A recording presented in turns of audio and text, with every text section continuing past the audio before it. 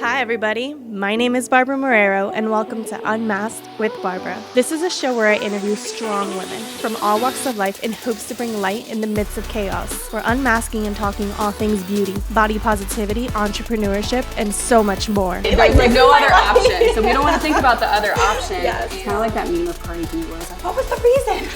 I was like so pissed. You did not fight through all that you fought through to stop here. Subscribe to my channel and stay tuned for an incredible journey. Are you ready? Let's go. Thank you so much for joining in with us today. We have an amazing woman that I actually met in Miss Florida, USA, 2 years ago, and her name is Natasha, and she has been able to she's an entrepreneur and was able to make an entire business from ground up. And I believe that what she has to say, I feel like everybody will be able to take something home with them today and be inspired by her story. Thank you so much, Barbara. Thank you for being here. Thank you for having me. I'm so excited. So I was literally, as I was telling you earlier, I was literally stalking you because I was like, okay, I want to know what this girl is up to. She's killing it. Like, she's so confident in herself. And I feel like everybody needs to gain a little of that confidence and how to reach the optimal levels of confidence and be able to kill it in the game. Okay. And tell us about your story and what you're doing right now. So basically, I started Confidently Healthy, which was my first business venture in 2017 after my experience in pageantry, So my whole thing with Confidently Healthy was like, okay, what is the definition of health and beauty in today's society? Because in pageantry, there is a certain type of look. However, no offense to the people who have that certain type of look, they weren't just really the best options for the crown, and personality-wise, charity-wise. And I wanted to start Confidently Healthy to really combat obesity and show individuals that, to help them heal their inner child through health and beauty. And that's a very popular lifestyle blog that people can find at confidentlyhealthy.org. Wow. But tell us about what got you to Confidently Healthy? How was your experience in Miss Florida and pageants, and what really pushed you to that? So basically, I went on a very crash diet. I did all protein, no veggies, no carbs, because I was committed to winning this crown, like very committed. I made $13,000 cash in 1 month, less than 1,500 followers. Crazy. Before the Instagram influencer was a thing. And, I basically lost 40 pounds in 2 months time period, which is completely not sustainable. And I noticed when they were calling out the girls, I was like, you know what, I'm never gonna be good enough for this system. I've always dreamed of being Miss Universe. Every Latin girl, every Latin girl. But I felt like I had to straighten my hair all the time, and it was just I had to fit this mold, and I was just so tired of fitting that mold. So Confidently Healthy is more like embrace your definition of beautiful, but always remain confidently healthy in the mind, body, and spirit. I love that. And I love that you were able to kind of come out of that and not get into this depressive state where, and maybe you did, I don't know. We all go through it, but it's so good that you were able to come out on the other side. Yeah. So and kind of find some sort of strength to be like, you know what, I am beautiful and this is what I'm gonna do. Yeah. And part of the reasons why I admire you is because even with me when I was doing pageants, there's so many girls that, win crowns and do all these things and they're still not confident. They have all these self-esteem issues, and the reason why is because when it comes to the social standard of beauty, nobody is ever going to measure up. Exactly. No matter what you look like. Exactly. No matter if you're skinny, tall, blonde, thick, short, it doesn't matter. It's always going to be more and more, and they're going to put more unrealistic expectations. Exactly. So what are you going to do? Are you going to keep trying to meet that expectation, or are you just going to embrace who you are, embrace your beauty, and try to enhance it and feel confident in every way? Yeah, so the thing is with the pageantry, and pageantry taught me a lot. I'm talking about managing my money, pitching, sales, marketing. I really learn a lot of my business tactics in there. But the thing is, even with the exes who reach like the top, they look back at their pictures and they wish they could be back at that level. But the thing is, they push themselves, and once they're done and finished, they realize it's not sustainable. That's because you're constantly forming your life around a goal instead of the life, having that work and life balance. Correct. But I will tell you this, like I became super depressed because I lost my grandmother 2 weeks before I competed at Miss Florida USA. And because I didn't do a very sustainable way in my weight loss journey, I gained everything back. So I was actually hidden for 2 years on social media. I wasn't out because I gained 50 pounds. So when you gain 50 pounds, it does everything, and you're in a standard of beauty, and all your friends are competing at Miss USA and all these other Miss Universes. And you're always told as a little girl, you have a beautiful face, but if you just lost a couple of pounds, it just, I think that is like healing me, and it I don't even know. I still have trouble looking in the mirror saying like, oh, she's beautiful. Girl, you are. Like literally like everything that you're doing and everything you're saying right now, it's like inspiring to me. And I feel like anybody that's going to watch this is going to be taken by what you said. Because, and in my story, I used to be the same way too. And I feel like every girl that wants this crown and wants this goal competes to the level that they kind of do it for somebody else. They do it they do it for the goal, they do it for the crown, but they don't see what they're doing for themselves. They don't develop this sort of health system for themselves. Exactly. And what happened to me after I was, kind of came out of that life, I actually started training and started eating healthy more than what I was doing before. I know. But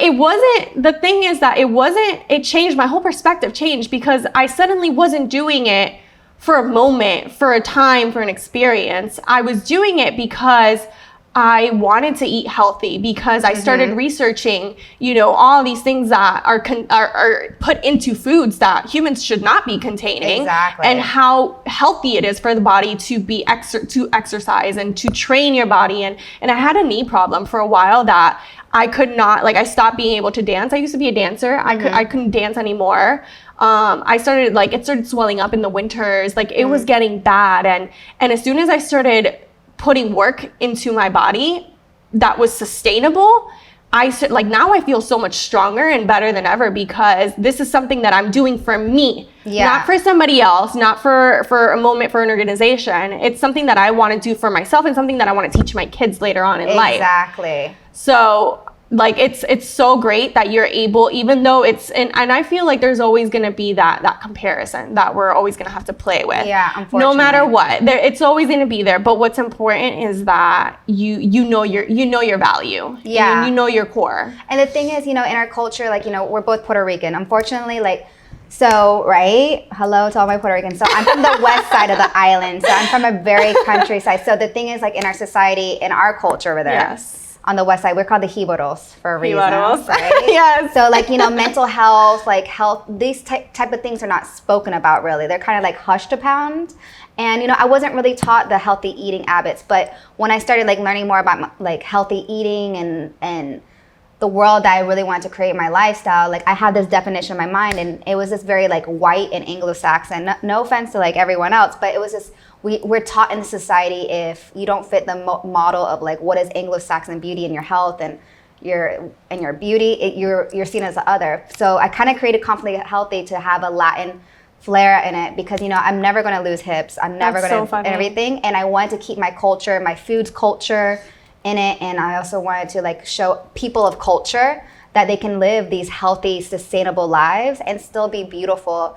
And I still love pageants. I have that pageant. Oh, I will sit down and watch Miss Universe it's the Super Bowl. Really? Nobody can take that away from me. The thing is, unfortunately, I can't even watch those anymore because I've been so tainted. So But like, I still like, you know, if I can't be Miss Universe, I'm going to create my job as Miss Universe. And create your own crown. You know, exactly. And feel good. And that's what I was able to create with both my businesses. So it's funny because going back to our cultures, and you just pointed out something that made me kind of like a light bulb went on. It's funny because growing up, I feel like for Puerto Ricans, there's this, and maybe just like Latinas in general, there's this standard of, you know, you need to have hips, you need to have a butt, you need to have boobs, you need to have like the curves and all of that. And growing up, I didn't have that. Like I've just always been just skinny and just fit and like not a big butt, like not a lot going on. And all my cousins have like all the curves and everybody in my family and like my grandma and,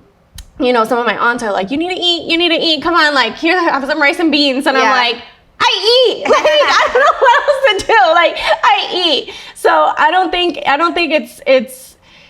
it's a matter of, you know, this is what you have to look like, this is the standard. I think no matter what, there's always gonna be this standard, regardless if you're skinny or if you are thick, because if you're not thick, then you have to get thick. If you're not skinny, then you have to get skinny. Exactly. And it's like, it's never gonna be good enough. It's never. So, you know, that's the whole Confidently Healthy brand, you know, like, even in my business, everyone's always telling me, like, you have to do it a certain way. And I just told myself, you know what? I'm gonna do it my way, and I'm gonna be the best millionaire ever, and I'm gonna be an amazing person. So, that's amazing. Like, you really just have to create your own standard of what you want to do with your life, and really focus in and niche down. But comparison is always around us, and unfortunately, you know, I haven't really figured out the whole comparison thing, but I feel like now I have, and it's like really tapping into the inner child who always wanted to be more than that child, and just, you know, we're always striving to achieve something. So, and when you figure out that inner self-love and yourself, and you just really say, you know, like, there's only one of me. I'm gonna get older. Everyone ages in life, but I'm gonna keep my body sustainable so I can have a profitable life. And that's why I created Confidently Wealthy as well. I love that. So going into Confidently Healthy, I know that there's like this big controversy, and sometimes it's like not really spoken about when it comes to women accepting their bodies and loving their bodies, but also not doing anything to change it because they should be okay with the way that they look. Yeah, so I'm really happy that you addressed that, because for all of last year, and like when I first started Confidently Healthy, I was one of those girls, like, I was on both sides of the argument, critiquing the people who need to lose weight, and then telling myself at the heaviest weight, I'm like, I'm beautiful at the same time. So I think there's a healthy balance. But, you know, what Confidently Healthy is all about achieving your best self while loving yourself in the process. However, I have it very clear on my website. I do not stand for body obesity. I don't believe I believe what we're doing in society is glorifying obesity and not glorifying a healthy weight. You know, there's a lot of people who have a high body fat percentage, but they're taking actions and measures. But here's the thing, you know, we have to be very cognizant, because the sciences, psychology, health and medicine, were kind of created by white men, and now we're becoming more cultured in today's society, and you know, the world today, especially the United States, is becoming a lot more Latin, more people of culture, and our body fat percentages are completely different. Completely different ratios. Like, you know, we're completely different ratios. So, you know, we have to understand if you're going into this whole phase, like, what works for a white girl is probably gonna work for you, but we as society have to really say, stop glorifying obesity and glorifying gluttony.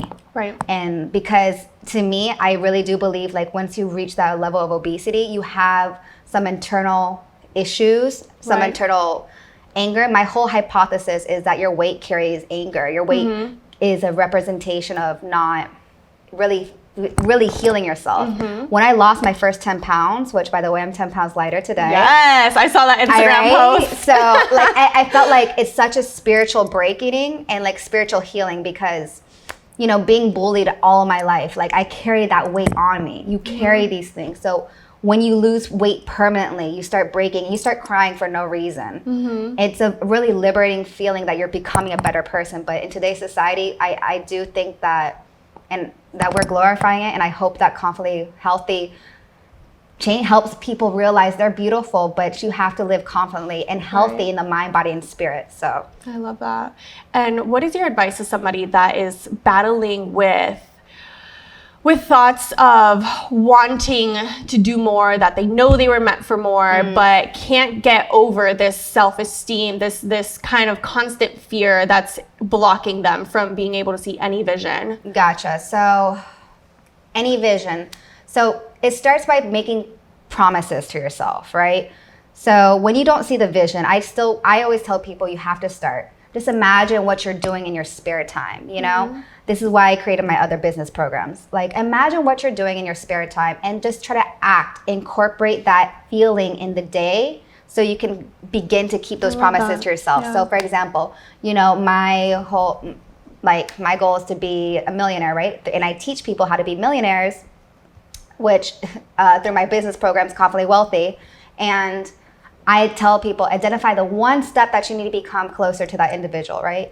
What's the one step? So what's that one money-making task that you can do today that's going to bring you closer to your goal? So once you complete that money-making task and that promise to yourself, it really it lights a flame, and then you want to do another one, and then you want to do another one. The thing is, you have to start small, but think and dream big, because I don't know about you, but I firmly believe that God and our Creator, the universe of abundance, you know, wants you to have everything that you desire in life, but you have to take action. And you don't have to see the whole vision. You have to meet him halfway. You don't have to see the whole vision. You just have to take the one step. That's it. Just do that one step, the power of one, and just committing to focusing right now. I love that. Yeah, planning it out, setting goals down. It's funny because that's how this whole project started for me. This whole show started. I knew I wanted to do something, and I had this kind of small vision and kind of small goal. And I was like, God, I don't know what this is going to be. Exactly. But I'm going to write it down. I'm going to just start buying stuff that's going to be for it, and sit down, plan, read books, listen to all these podcasts until it starts developing into what it's supposed to be. And eventually it did. And I think that's so important to just if you're scared, just write down everything you want to do. And eventually it'll start coming into fruition, and you'll start doing little things on your to-do list that will eventually give you some sort of momentum to push you to do the whole thing forward. Exactly. I mean, like, I pitched a $500 million company the first month of the year, and I was scared out of my mind. You That's know, so awesome though. It was an amazing experience. And I teach people how to pitch this, but to just even to be there at a $500 million company that has that amount of revenue and profit, I really, 2 years back, I would have never thought I would have been in that situation, but I got there through consistent efforts, through just consistent things. And you don't, the expert was once a beginner. Yeah. And people don't take an action on their dreams and their goals because they're afraid to be mediocre. And I tell people, it's okay to be mediocre at the beginning because you can always develop. Yeah. It's so funny because that was literally my fear with starting this whole show. I was like, I'm so scared to be mediocre. If I'm going to do it, I'm not going to half-ass it. I'm going to do it all the way. And in my thoughts of that, I was kind of stopping myself from jumping, from just getting it started, because sometimes what you do is you overplan, and you're just overplanning because you're scared to just jump. Until one day I was just like, you know what?